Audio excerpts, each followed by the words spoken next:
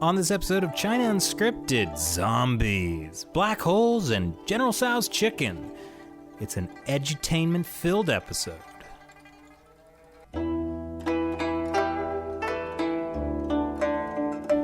This is China Unscripted. I'm Chris Chappell. I'm Shelley John. And I'm Matt Gnezda. And I think today we'll start off with a piece of weird China news. Matt, why don't you tell us this thing? So, we all know about Xi Jinping's anti-corruption campaign, you know, with Chinese officials taking bribes and trying to move money out of the country. But now they're going after the latest currency that corrupt officials are using, fungus. Oh, I mean, naturally. I was going to guess fish. No, but it turns out, I mean, fish would be very lucky. But in this case, we're talking about cordyceps. You know, yu, right? Oh, okay. That was a bad pun that nobody gets. It's like a bilingual pun. I got it. I was confused, and I'm the most fluent Chinese speaker, so I don't know what that says. It's like, about you know how we that say joke. like nian nian yo yu, right? Like that doesn't mean luck. fortune. No. No, wait, what? So this whole thing, so the whole premise of my joke was wrong. But Chris got it. I got it. I got what he was yeah, he going got for. you. He got you. Yeah. It means abundance. Abundance. Yeah. And isn't abundance a form of fortune? Yeah, sure. Well, proving that my Mandarin is slipping away.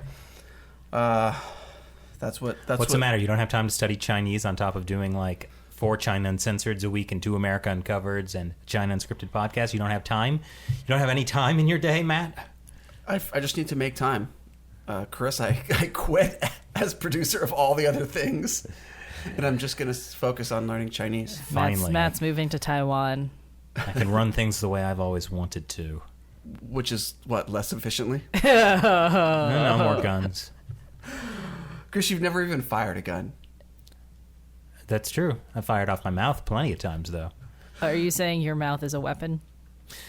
It's a weapon for goodness, right? Of mass dissemination of information. So fungus. Of mass insemination of ideas. No. Nope. No. So tell me about this fungus. So fungus. So Chinese officials are now using these cordyceps, which is fungus that grows on caterpillars.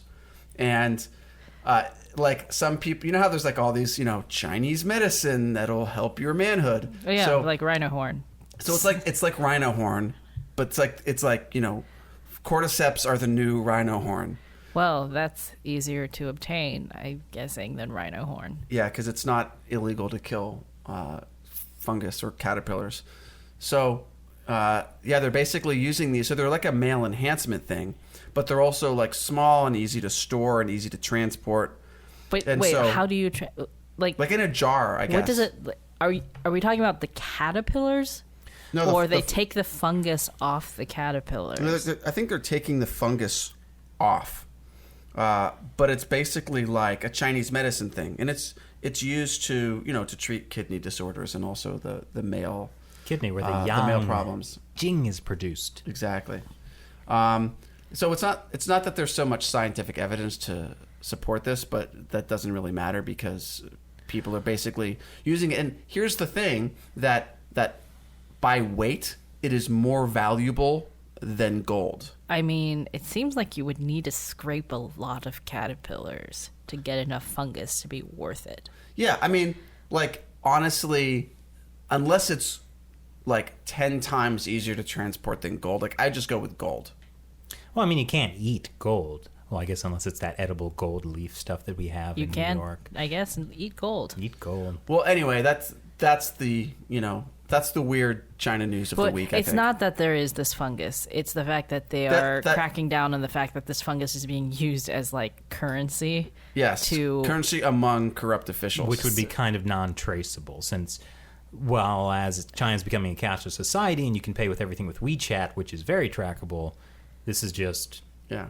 They had to go find caterpillar fungus to escape WeChat. Is that what you're saying? Yeah. To escape Alipay and it's Weixin. the perfect yeah, okay. Forget Bitcoin. This is the perfect decentralized currency. So please, if you would like to donate to us in cordyceps, I have no idea how you would even do that. Yeah. Do you guys know how cordyceps work?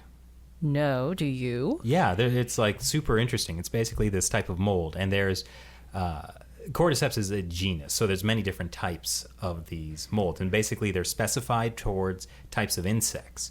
So there's like a cordyceps that will affect ants, or et cetera, et cetera. Basically, what it does is it gets into the insect's brain, takes it over, so they become like a zombie, completely mind controlled, and like they start to act weird. And what will happen is it makes the insect crawl like up to like on top of a plant or someplace high up, and then it devours the insect from the inside out and then sprouts out of the insect. And then from there, that fungus releases its spores to go to all other insects around. That's beautiful. It is. I'm just imagining the horror movie where this becomes... Well, there was a video game. There was a zombie video game, only it wasn't a zombie virus. It was a cordyceps that infected humans. Yeah. And so humans got infected by the mold, and then it spread. Right, because I was thinking as you were describing this, that this seems like a terrible thing to take as medicine. Yes, that is the interesting thing. Biologically a little bit different from caterpillars. I know, but just the idea that it's the kind of fungus that eats animals from the inside and then sprouts out of them. Like, I know we're different than it's like caterpillars, Alien. It's like in the movie Alien, like that alien that grows inside the guy and spurts out of his chest. Like, I wouldn't be like, hey, that's probably good medicine. I'm just still wondering economically how do they use it as currency? I know, because if it's worth its weight in gold, like, it would still take up much more volume than gold because it's lighter, presumably, right? So it seems like a pain to transport all these cordyceps. I'm just also wondering, like, what is it useful for? Are you going to use it to smuggle your money out of China? Like, then you have to sell the cordyceps, like, on... You know. I don't know. Though it is also a farmable type of currency. All you need is that fungus, and you just start infecting all the little caterpillars with it and watch as they so you can just say, oh, I have a cordyceps farm, and now I'm, you know what I mean? Like, well, there's Bitcoin mining. There is Bitcoin mining. Which is exactly the same, right? It's, almost exactly the same. Well, Chris. I'm sure everybody will love our new biology-focused podcast. Cordyceps coin. Cordyceps are super interesting, I think. And the idea that it could become a human infecting species, that would be wow. I mean, so it's really beautiful. What would we call it? It'd be like nature unfiltered.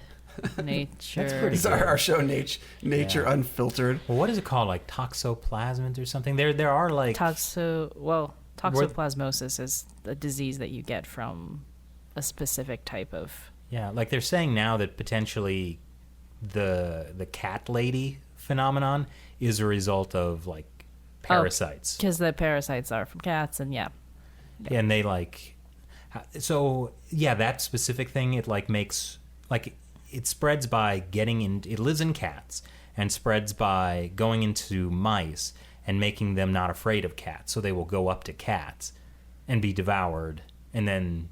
Right, those spores gets into the cat. That completes the life cycle of the thing. Yeah. And so there's like some people who think somehow that gets because of cat litter.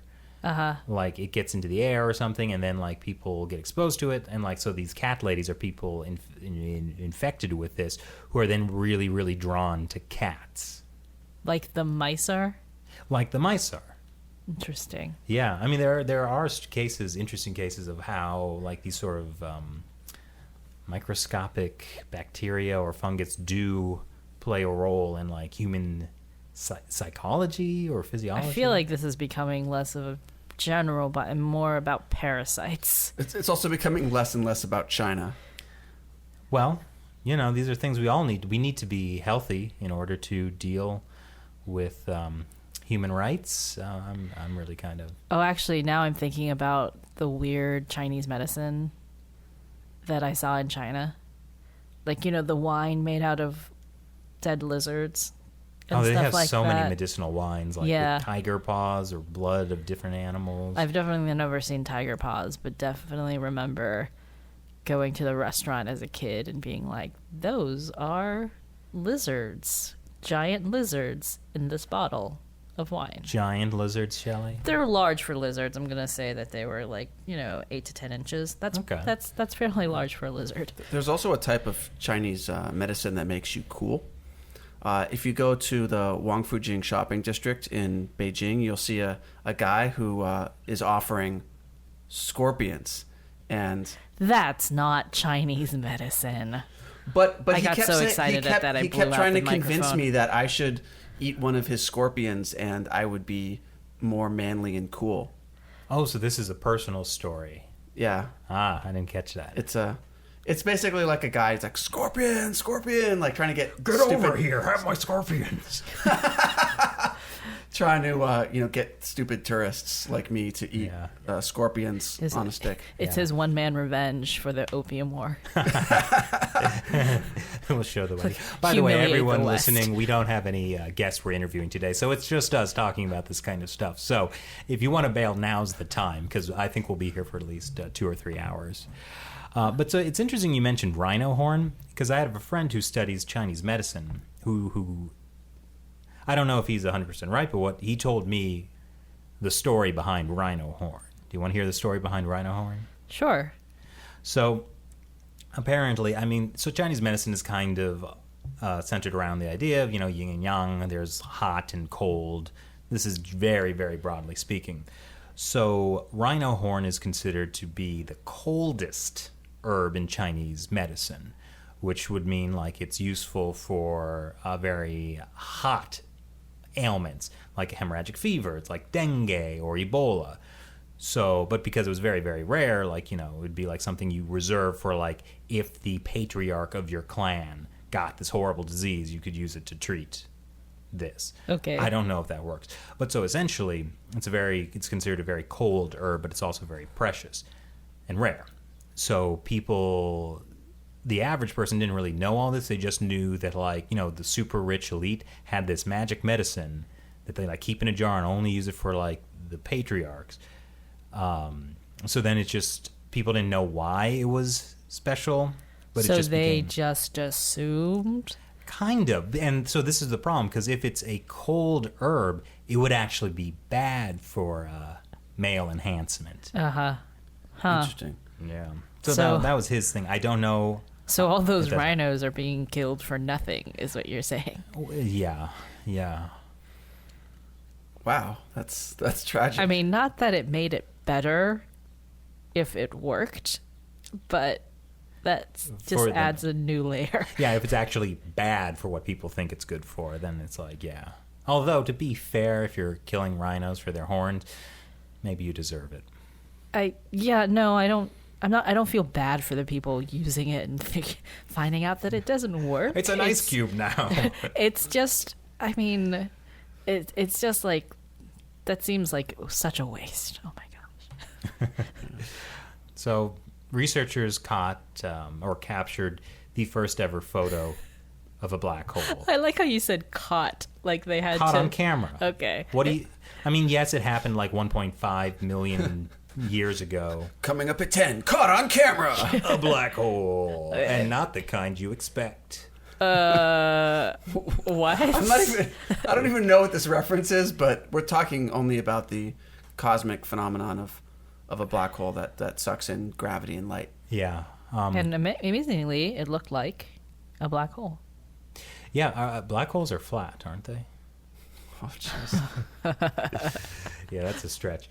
But yeah, Shelley, you told us about this story. About China that Sun. it was the front page of the China Daily had this headline that was something like, black hole image captured with the help of China, something along those lines. But basically, out of I don't remember the exact number, but 30-some, 50-some astronomers who worked on the black hole photo, 6 of them were Chinese. Ooh. So obviously, it was due to China that the black hole picture. I think we should give the Chinese Communist Party credit as a whole. You know?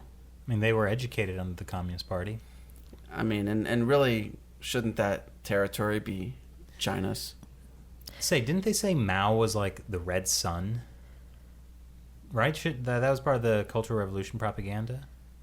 like the East is red and Because I remember propaganda photos of Mao like in the sun. Like Oh, his face in the sun. there's a ton of those actually. Because I was looking this up for a joke, and the episode that we did about religious persecution in China, and about how you're not allowed to worship anything unless it's the Chinese Communist Party, and I looked up a ton of these old propaganda posters from the Cultural Revolution, and Mao is either the sun and like all the beams are like radiating out from his head, or he's in the sun or whatever. But then I ended up going with the one where he's just a Buddha statue being literally worshipped by people. Ah, nice. Well, so my point, if Mao is the sun, won't that mean it will ultimately collapse and become a black hole? Maybe. I mean, it kind of... communism often does collapse in on itself. It depends what type of star it is. Type of star and the mass of the star. Oh, Mao is supermassive. Ooh, fat joke. Oh. Galactic fat joke. You could call him a red giant, Oh. Yeah. There we go, yeah. So that could collapse into a neutron star, which then ultimately collapses into a black hole. Yeah. Join us for our new podcast, The Cosmos Uninformed. We just make random assumptions about how space works. Uh-huh. So we were doing an episode this week basically about how so many tech companies are actively working with Chinese military universities, which makes Google's demonetization of us just sting so much more. I'm very depressed is what I'm I was getting. depressed, but not because of the demonetization, because I feel like... I kind of knew that, anytime we cover these controversies... Well, it's not so much the money. It's that when a video gets demonetized, that means they won't push it out. They will make sure less people see the episode. Yeah, well, it's more that they don't promote things that don't have ads on them. So, I remember this was becoming a thing where during the apocalypse, people were saying that YouTube would also, if it demonetized your, just to be clear, Shelley said ad-pocalypse, in case anyone heard apocalypse, which did not happen as far as I know. It did sound like apocalypse to me, so I'm just making sure. Everyone... Okay, during the ad-pocalypse, that people were saying that Google was, if Google demonetized your video, that it also was not showing your video. And YouTube came out and said that wasn't true. But I think that was some people did From the same company that claims we're not making a censored search engine for China. It's a slightly different company. Yeah, but... But, so it's not really necessarily a conspiracy that, they're not promoting. It's just they don't have any incentive to promote videos that don't have advertising on it. Right. Yeah, I mean, this is I think, for us, we kind of already made a decision because we get so much of our revenue through the support from through our Patreon supporters that we can still cover these kinds of issues that we think YouTube will probably demonetize. And we try to be clever about it. Yeah. Patreon is a crowdfunding website where basically fans of the show can contribute $1 or more per episode. And that's really the only reason China Uncensored still exists anymore. But in terms of we have had those conversations about whether we can do a particular episode and if there might be a risk of demonetization, how we might try to get around that. We had a conversation like that recently. A long time ago, or a year or two ago, we had made an episode about how China has been shielding terrorists in Pakistan. Yes. And then that came up recently again as well, where they were doing the same thing. However, it was in a month where he had already been demonetized 2 or 3 times, and we were like, you know what? We can't cover this month. They're basically, we couldn't figure out a way to do the story that was not going to send up 50 red flags. Yeah, Pakistan terrorists. The name of the specific terrorist, I can't remember it off the top of my head. So it's sad that this is now something we have to consider. Yeah, but I think the larger implication is scarier, which is that we still cover a lot of episodes that we know are probably going to get demonetized because we just think that we still need to cover these things. Sometimes it still surprises me, though. Yeah, but my point is that Like, think about all of the, like, TV channels and other networks and other YouTube channels that essentially have the same issue, right? Where it's like, if they cover certain things, then they won't get advertisements. And whether it's on YouTube or whether it's other types of ad things that are related to content, like, you know, TV networks also have this issue in a different way. So just like all of the things that are important that we ought to know that don't get covered because there's so much pressure to generate revenue, right? Like, there's a lot of stuff. And also, we're like, how many YouTube channels even talk about the stuff that we talk about? I mean, it's a pretty niche topic. It is a pretty niche topic. There's a lot of channels that are like, you know, about China or China vloggers. They don't talk about this stuff, probably not just for demonetization, but also because if they're inside China, they're scared about consequences from that. Yeah, and some of them have Chinese wives that is also... Or Chinese families or whatever. Yeah. But, I mean, I didn't mean to get this into a conversation about demonetization as much as it is, like, Microsoft and Google are doing research with Chinese military universities. Last year when we were in Australia, and then the news had come out that Australian universities were doing this. And then there was a lot of blowback, and then there was the defense was that, well, it's for the, you know, it's for knowledge. Like, it's for the greater good of mankind. How can you, you know, but for the fact that these are now corporations who are definitely looking to use this for, you know, to get their stocks up and, like, to have this, like, proprietary knowledge and get this data. And it seems like very likely that this technology, and it typically is like AI technology or facial recognition technology, that is being used by the Chinese Communist Party to persecute Uyghurs in Xinjiang. Yeah, and I think the argument they make is that technology itself is neither good or bad. It's just a tool, right? And I think that by itself, that argument does have merit, right? Like, airplanes can be used to transport people, or they can be used to transport bombs. But that's not really the right... naive to be like, well, that could be used for good or evil, but then to be like, la la la la la. Yeah. Right. It would be like, and that's my point, right? That, like, you can use that as, like, it's a true statement. That's true in isolation.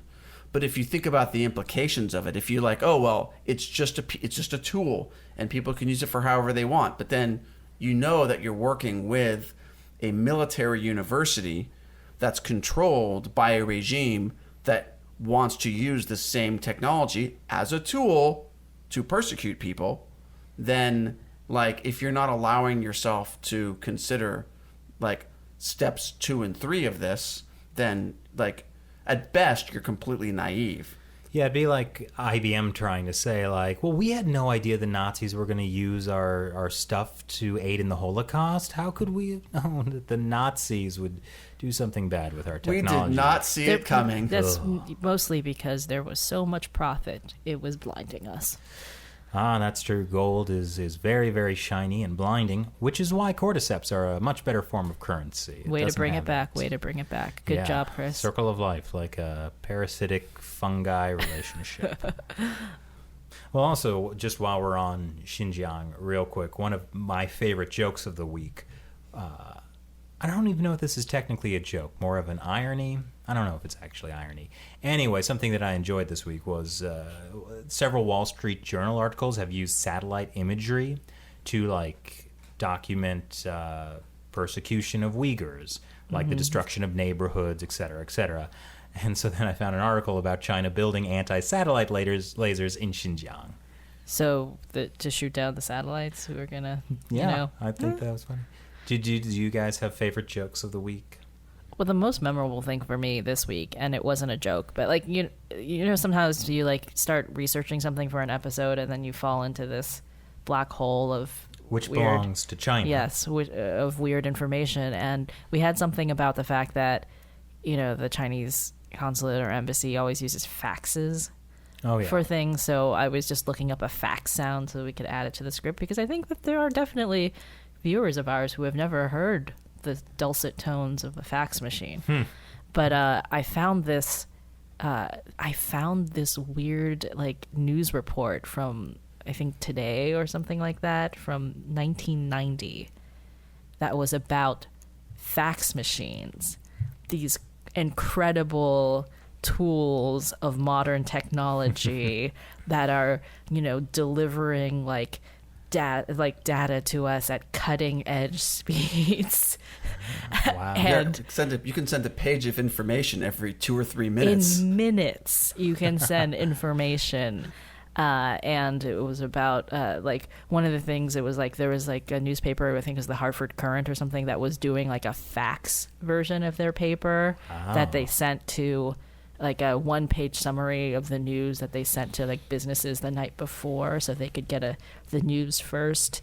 And then it started talking about, you know, junk faxes and how people were getting inundated with junk faxes and ads. And then it was talking about how maybe people are too connected now because it was just like, it was hilarious because in the era where everyone wants things right away. Yes, that was one of the things they said. And it was just like looking at that thinking, it doesn't matter what the technology is. It comes with the same benefits and the same problems. So I'm just thinking like 30 years from now, if technology keeps developing at this pace, people will look at like our mobile phone devices and it's like, oh my God, I had to like wait to type in the thing I wanted. Instead of just thinking it. And it appears in my contact lenses. It'll really be like Back to the Future Part 2 where it's like, oh, you have to use your hands? That's a baby's toy.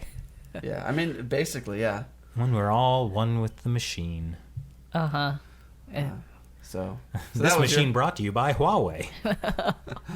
I was thinking about my favorite joke of the week was, so we were doing this episode about this like very serious tribunal about China, the Chinese Communist Party killing people for their organs.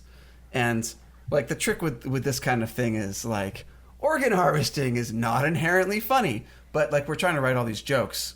Because we are terrible people. Mm-hmm. I mean, that's not necessarily untrue. But at any rate, my favorite joke was, it was kind of, Shelley, you and I both worked on this joke, but like the name of the tribunal was like, you know, Independent Tribunal into Forced Organ Harvesting from Prisoners of Conscience in China. Oh, right. And I looked at that and I thought like, it's like a really long, very serious, very academic, boring name. And I was thinking about how like, you know, when we title our episodes, we try to make it something that sounds interesting. So the premise of the joke was that like they really should rebrand it into. And you left me a blank in the script. I left Shelley a blank. It was kind of like, please, when you look at this, when you do your version, look it up. And no, Shelley. It was like, I had this idea for a joke. Could you just finish it for me? But I mean, that is halfway there. You have to admit, when you set up the premise, I set them up, you knock them down. That's how it works, right, Shelley? So, but here's the one that Shelley came up with, which is my favorite one of the week. It's basically like Chris says, I would have called it the Independent Tribunal into one weird trick Chinese hospitals use to make money and help you lose weight. The results will shock you. Like those stupid ads you see in like web pages. What I couldn't believe about that, Matt, is that you admitted to me that you sometimes click on those things. Not that one, but I do, like sometimes at the bottom of a news article, like they'll have, and it's like interesting, you know? No, those are complete lies. They're just there to hook you in. 10 places to retire on less than 200,000. Like if I ever need to flee the country and I happen to have like 200,000 in cash, you won't like, where would I believe go? what this celebrity looks like now. They're never true. Sometimes I am surprised by what celebrities look like now. Like Macaulay Culkin. Yeah. Leave poor Macaulay Culkin alone. Yeah. Poor guy. He's had a very, very rough life. But at any rate, so that was my favorite joke of the week, which is really Shelley's joke of the week. Thank you. I mean, I think we all kind of do it. I think that one that you're talking about was kind of a group chat. Like we came up with a couple of different over text message. Yeah. We came up with a couple of different, versions of that before we found that one. But yeah, it's a collaborative process. Yes. Mm-hmm.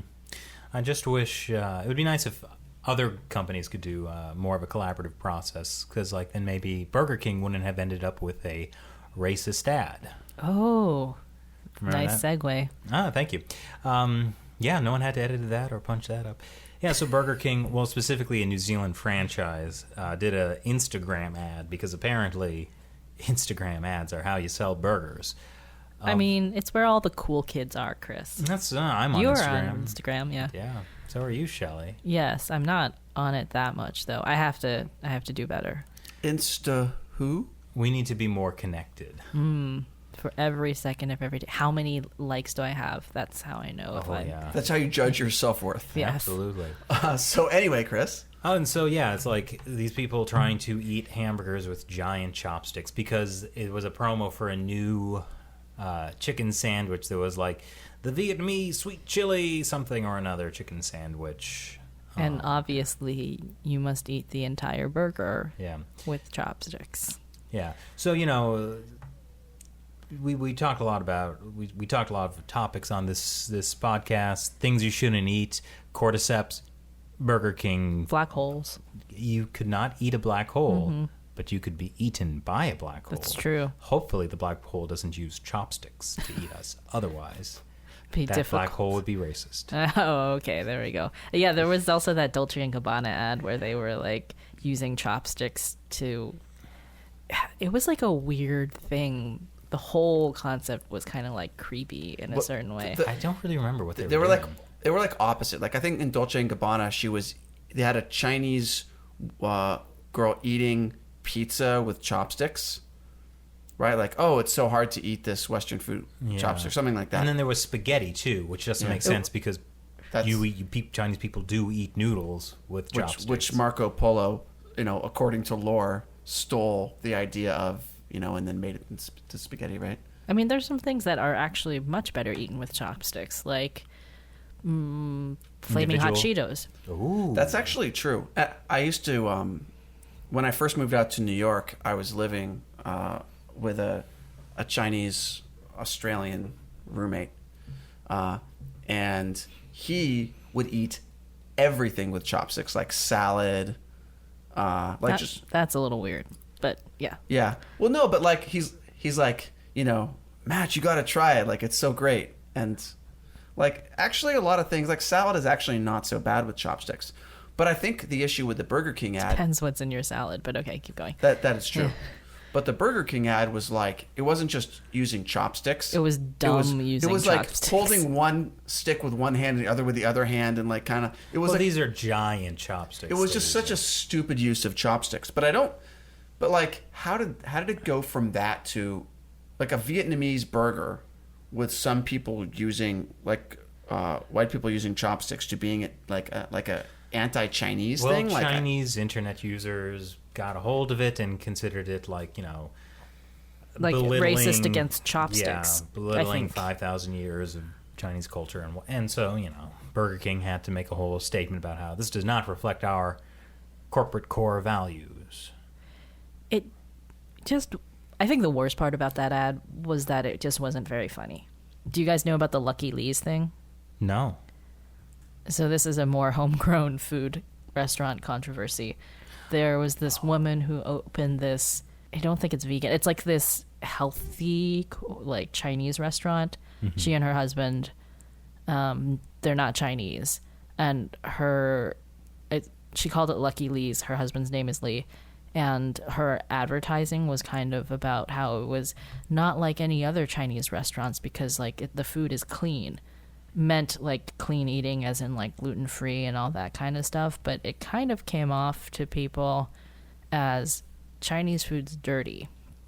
And then she talked about how like if you eat here, like I love Chinese food, but I get so bloated and like all these like terrible things about eating Chinese food, which I think is kind of a stereotype for the lowest level of like fast food Chinese takeout. Which is a lot of what Americans experience Yes. with Chinese food has been. yeah, unless you're in one of the big cities, you don't really she get opened it in New York.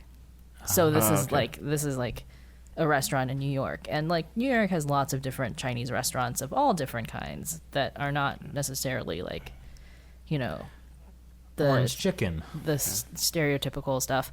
But yeah, so then she got dragged on the internet for this, but I don't think it's really affecting her business, you know? It's just... yeah, I mean, vegan Chinese food, who would want to eat that ever? It's not vegan, I misspoke. It's just like gluten-free and organic and non-GMO and like that kind of stuff.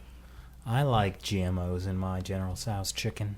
Well, I mean, I'm not going to eat there because I don't really like General Tso's chicken, period. Do they have General Tso's chicken? I think so. I think they actually have like orange. One of the things was like orange cauliflower, like cauliflower florets. Like, orange cauliflower. Oh, God. I mean, it couldn't be worse than that General Tso's chicken place we ate at in Taipei a couple years ago. That was good.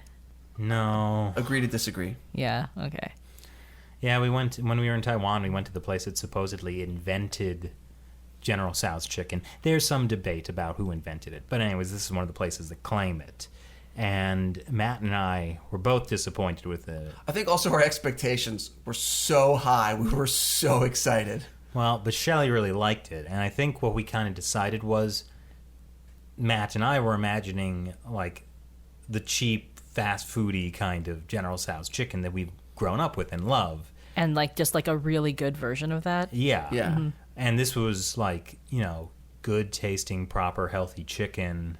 I mean, it was still in a sweet and sour sauce and like fried and stuff like that. It wasn't like... Yeah, so like it was chicken. It was probably a nice dish, but it wasn't...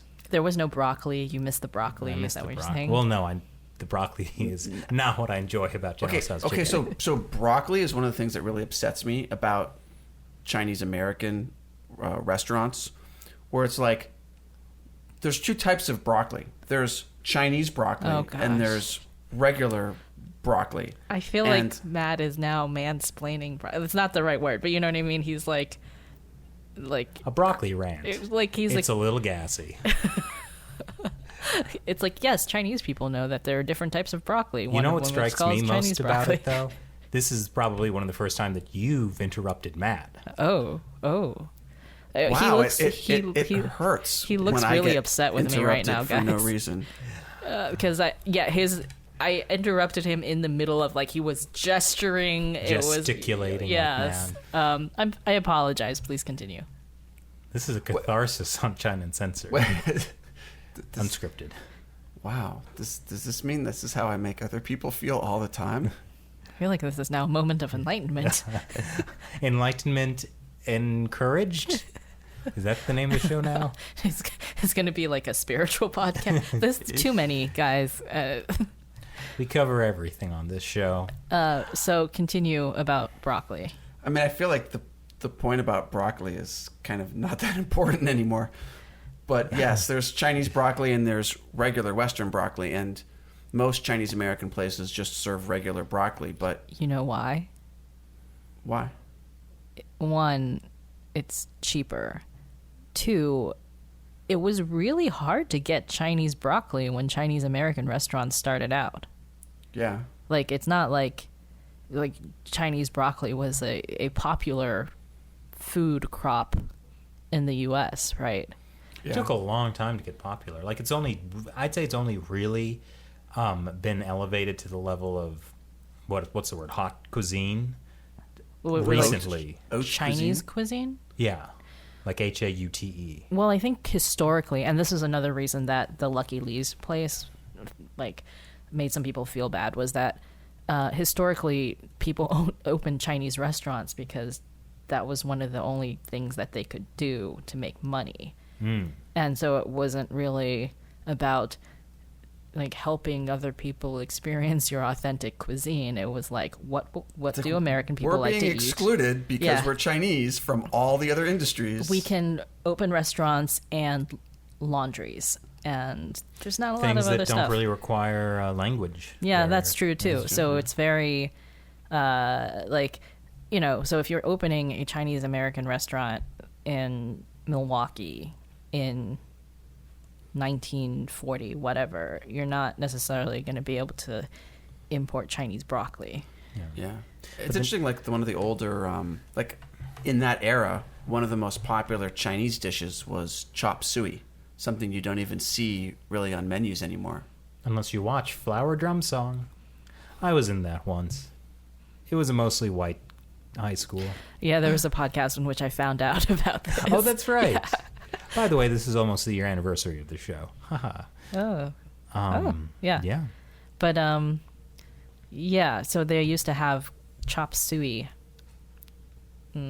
houses, like, and like there was something called the chop suey circuit, which was like you know how there was a vaudeville and there was kind of like the like Jewish vaudeville circuit or the like different vaudeville acts. There was a like Chinese vaudeville circuit called the chop suey circuit, where people would go to nightclubs and watch that flower drum song. Wow. I didn't know about this. I love vaudeville. I have to look into this. Yeah, so it's kind of like the performers would be Chinese or Asian, and then you'd kind of get this like glitz up version of Chinese song and dance and like that kind of stuff. I'm kind of reminded of the story that you once relayed to me about a Chinese cook having a huge impact on one of our national parks. Oh, it was about Yosemite. There's actually a mountain in Yosemite named after this Chinese cook, and he didn't cook Chinese food on this trip, but it was like John Muir and like some conservationists were bringing these high-level politicians and business people to Yosemite before it was a national park. This is like 100-something years ago. Yeah, this is in the late 1800s, I guess, or mid to late 1800s. And the idea was that they were trying to convince people that establishing this as a national park would be like a great idea and like save this, wilderness and all this stuff. And the Chinese cook apparently cooked amazing meals for them as they were, camping in this wilderness, and to the point where some of the people wrote about him in their diaries. Wow. About how amazing the food was and how it was like a miracle that he was able to like produce such excellent food like while they're in the wilderness and all this stuff. And then I don't know how much of this is like a little overblown, but the idea was that the people felt that the cook deserved some credit because for people being so happy on this trip. And it's like, I love nature because the food is so good. Well, I mean, yeah, like there was actually a real impact. Yeah, so that was an interesting story I never really heard before. But there's a Chinese American organization in Southern California where they do an annual hike in Yosemite around that area and talk about like the Chinese also helped build a lot of the roads in the area. And the railroads. Yeah. That wasn't so nice how that turned out. I liked how Shelley was telling us this nice story about how, an example of like America not being racist and horrible, and you had to take it there, Matt. Thank you. You derailed the train. Oh, derailed. Can we go back and just what Shelley was saying? I'm sorry. No. It's funny because you now know what it's like to be interrupted, and yet here it just happened again. It's gonna take time for me for the impact of this to really sink in. You know what might help?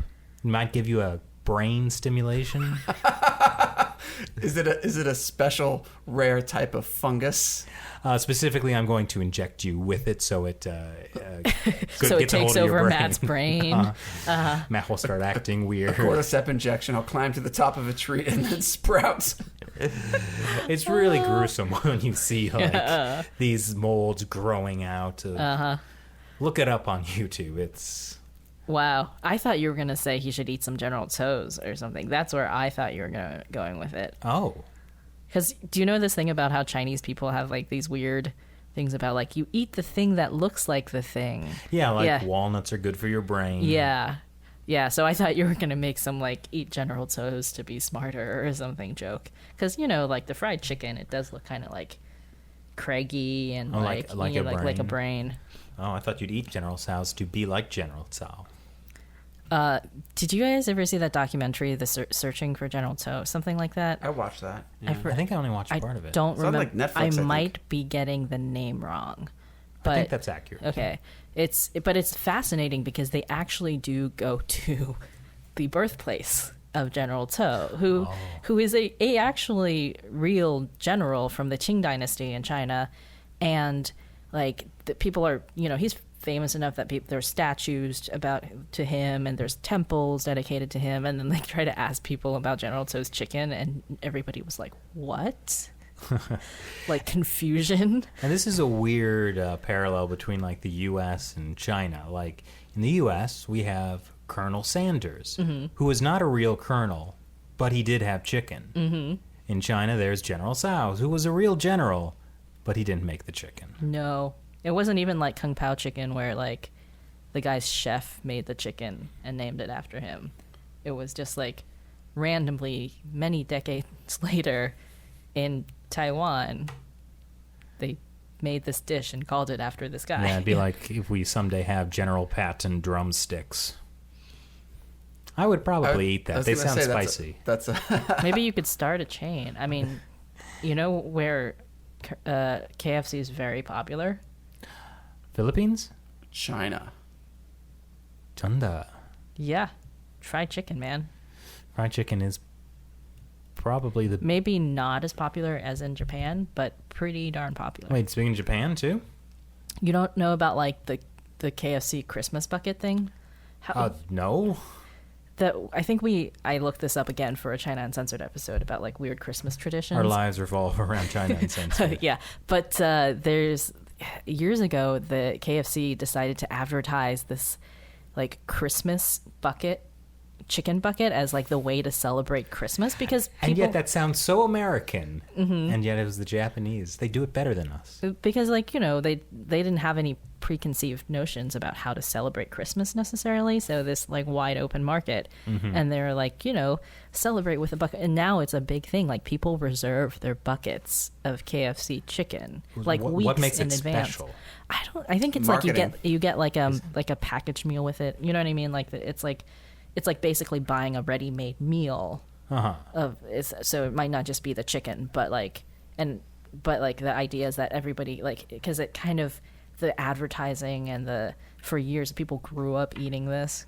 So now you've got a generation of people who grew up from childhood. It comes with, like, the potatoes and the biscuits. And then, like, it comes with also the memories of your family, like eating this bucket of Christmas chicken. So now you've already developed this, like, it's gone through enough time that now it's, like, become an institution. That's amazing. Wow. Yeah. It actually reminds me of when we were in either Australia or New Zealand, and we went to a KFC, and I wanted to get the biscuits, which, they're nice bready little rolls, biscuits. But in Australia or New Zealand, biscuits are like cookies, so they had no idea what I was talking about. Oh, right. It made me so mad. And they didn't have that type of bread. Yeah. Yeah. It wasn't KFC for me without that.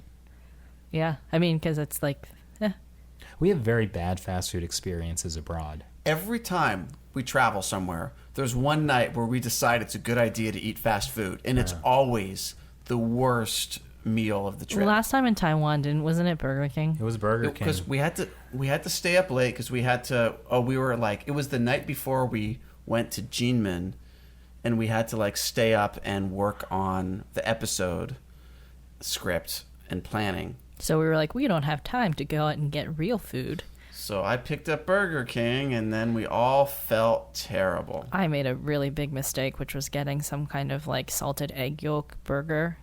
Oh, yeah. Which sounded good, and I love salted egg yolk stuff. Wow. It was not good. This was the same trip where you ate squid beak and loved it. It was actually, I think, like the same day. Was it? Like, I think that was what compounded it. It's like, you guys did the, like, 10 or 12 foods where you're, like, trolling each other. Uh-huh. And then... Things from 7-Eleven. Yeah. Which, by the way, I love that episode because I was behind the camera watching you guys gross each other out with this stuff. Yeah, I think I spit at something out into a garbage can, and we got that on camera. Yeah. There were some bad tasting things. It was pretty fun for me. I mean, that whole episode was... Because one of the things I don't really like doing is eating on camera, because I feel like nobody can look good while eating on camera. But that was... What about those... like, there's this thing in Korea where there's, like, young, small girls eat eating... like 10 bowls of noodles. Yeah, and just stuff. these absurd amounts of food. I don't That's a look thing. like those girls. Oh, yeah, you are Chinese, not Korean. Yeah, that's what I mean. So anyway, it was just an interesting episode in general.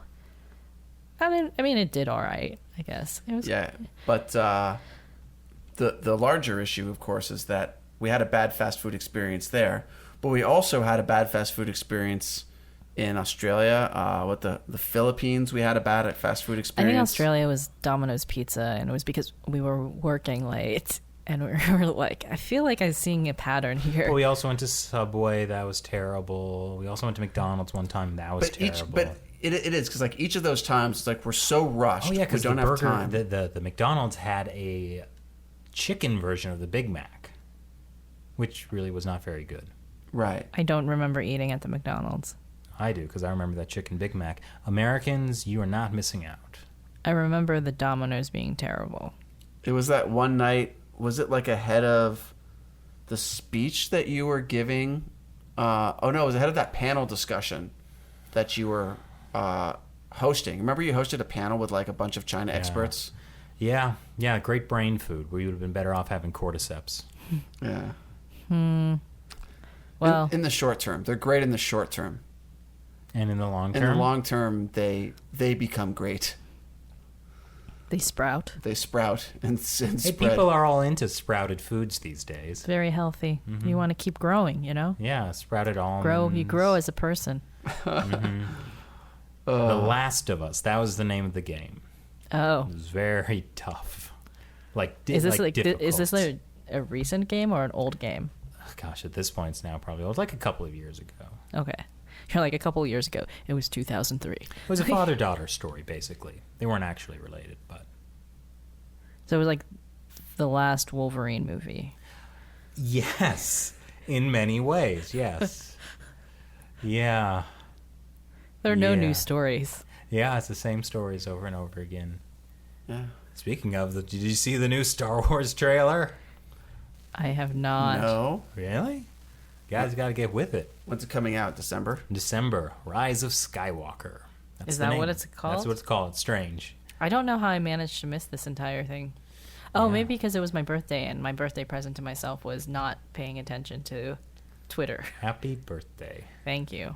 That's the greatest gift of all. Really, it really is. Not paying attention to social media for 2 days, amazing. Except for China Uncensored and America Uncovered. All of you listening, never take a break from those two shows. And China Unscripted. Those three shows, no social media fast from them. They're not social media, so we're fine. YouTube's not social media? If you don't comment, it's not. I feel like, okay. If you're not social on it, then it's fine. Because right? I think of social media as like Instagram, Twitter, Facebook. Tumblr, Facebook. Yeah, I think of those four. I guess I don't So really the think point of... is never stop watching China Uncensored, America Uncovered, or listening to China Unscripted. That's the point. Now, if people were to never stop, how long would it take them before they have to start repeating episodes? So on our China Uncensored channel, I think we have more than 900 episodes. Okay. So Matt's going to do a quick back of the envelope calculation. I'm amazed at Matt's maths. well, no. He's our math genius. Aha. I mean, basically, if the average episode's like 5 minutes, but actually they're more than I 5 think minutes. it's more than 5. I think you got to use 8 or something. So all right. So if the average episode is 8 minutes, and you have like 900 of those, we're talking about 120 hours straight of content. That doesn't seem like that much. I feel like we Our got lives. What have we done with our I know. lives? We've gotta That's step only up our like game. that's only like 5 days without eating or You sleeping. can eat while you watch. You can eat while you watch, but you can't sleep while you watch. So it's just five entire days, 24-hour days without sleep. That's all it takes to know everything you need to know about China. 5 solid days. I'm not sure. You will retain all of it. Why go to university? You We're could free. sleep. Like, just listen to it. Maybe you absorb it better in your sleep. Like cordyceps. It just Yeah. goes into your brain. Yeah, and your voice is very soothing, Chris, so I'm sure people... Oh, yeah, people want that ASMR. Can we crinkle something right now on the mic? Yeah. But we have done a tremendous amount of content, and if you do want to sort of stream it, we have some playlists, so you can just click on one of those and they'll stream one after another. So if you want just a nice relaxing way to learn about all the terrible and hilarious things that are happening in China, you won't hear many organ harvesting jokes anywhere else. I do believe we have probably a monopoly on organ harvesting jokes. Wow. So Oregon Trail. That exists. Yeah, I know. You were telling me about the Oregon Trail. Oh, the mobile game that's like a zombie, like you're trying to escape. Yeah, it's Oregon Trail, but Oregon Trail. That's fantastic. Comes back to zombies. This is the zombie-themed podcast, I Right, think. because the cordyceps are basically they turn insects into zombies. Mm-hmm. Yeah. I'm so tired, I sort of feel like a zombie. I think we need to make more content. We only have 120 hours. Well, we've upped America Uncovered to about 2 a week. If we start making the podcast, if we guarantee once a week of the podcast, we can just have Why don't we just do a podcast every day for 2 hours? My bones hurt. Yeah, I think we're all tired because we just also got back from doing an interview with someone who was pretty interesting, but that's not going to come out for another at least week after you listen to this. Let's make this as vague as possible so that people will be confused as to what we're talking about. Why, Shelley? That's a bad idea. Why are you suggesting that? I'm not suggesting it. I'm just saying that's what we've just done. Shelley, who do we didn't interview? phrase it like that. Okay. We interviewed this guy who named Shi Taidong, and he is a Falun Gong practitioner who was in China 20 years ago when there was a protest where 10,000 Falun Gong practitioners so-called surrounded Zhongnanhai, which was the government complex. This is like the White House / if the White House and the U.S. Capitol and whatever, there was like one complex where all the leaders lived and worked. With high walls around it. Yeah. I mean, it's part of the Forbidden City, so all the imperial walls are around it. And this was the pretext, like the excuse that the Chinese Communist Party used to crack down on Falun Gong, that they were, threatening and all this stuff. So we talked to him, and he was there that day, and he spoke to Zhu Rongji, who was the premier of China at the time. Sort of like the Mike Pence? It's not really a comparable system. Yeah, because it's not really like being a prime minister. Yeah. And it's not a president. And they don't have democracy anyway, so it's a different thing. Yeah. Yeah. A big shot. Big shot. Like one of the top 5 people in the Communist Party. Yeah, I think that's definitely fair to say. And so he had a fascinating story to tell. So, So stay tuned for that episode coming out April 24th on China Uncensored. Yeah. But yeah, that's why we're all a little exhausted and spacey. It's like, after this interview, let's go back and do a podcast. In Matt's living room. What? We're in a studio. It's not my living room. What? Sunday is not a day of rest for us. Is any day a day of rest? No, we work 7 days a week. That reminds me, guys, I'm going to London and Berlin in a few days. What can I do there for China Uncensored? I hope that I get this out in time for people to comment. And I was thinking, what can Chris and I do for China Uncensored while you're gone? Ooh, finally, a chance to cover all the topics we wanted. I just imagining you guys eating, like, all the General Tso's chicken. You guys eat a pound of General Tso's chicken. What happened? Yeah, I mean, it's got to be more than that if you want to. Pound would be. Yeah, we'll do a food challenge. That'll be an episode we do in New York. Great. But we might do another podcast without you, Shelley. But we'll see. Yeah, I'm sure it'll be great. It's just not as much fun without you, Shelley. Mm-hmm. But actually, if people do have interesting China-related things I should take a look at in London or Berlin, I am open to suggestions. Nuclear power plant. But you can leave your comments below, or you can email us at chinaunscripted@gmail.com. Or if you just want to tell me fun things to do, I'm open to those things as well. Because, maybe I don't have to work 24/7. I hear there's this place that has great meat pies. It's a place called Mrs. Lovett's. Mm-hmm. Check it out. Mm. Mm-hmm. Someone will get that. Mm-hmm. Do you get it, Shelley? Yes. Oh, you do. Okay. You get it. Yeah, I'm sure. I'm gonna say that's probably not something I'm gonna have to worry about. I don't know. That's what I assume all of London is like. And with that, hey, this is what China Unscripted is without an interviewee. So I hope you liked it. I'm sure I did. Thanks for listening. Once again, I'm Chris Chappell. I'm Shelley John. And I'm Matt Gnezda. Talk to you next time.